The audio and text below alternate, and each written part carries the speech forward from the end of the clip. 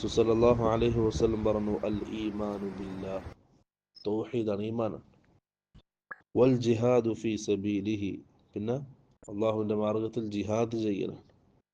ഖുൽതു, പിന്നെ ഞാൻ ചോദിച്ചു, അയ്യു റിഖാബി അഫ്ളൽ, അടിമയെ മോചിപ്പിക്കുന്നതിൽ ഏറ്റവും ശ്രേഷ്ഠമായ രീതി ഏതാണ്? എങ്ങനെയുള്ള അടിമയാണ് മോചിപ്പിക്കേണ്ടത്?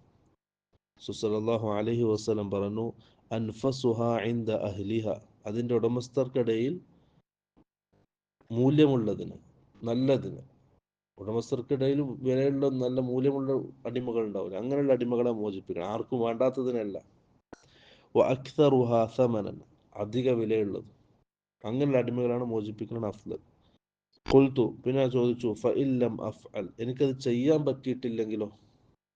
സല്ലല്ലാഹു അലൈഹി വസല്ലം എന്നോട് പറഞ്ഞു, തുഈനു സാനിഅൻ, നീ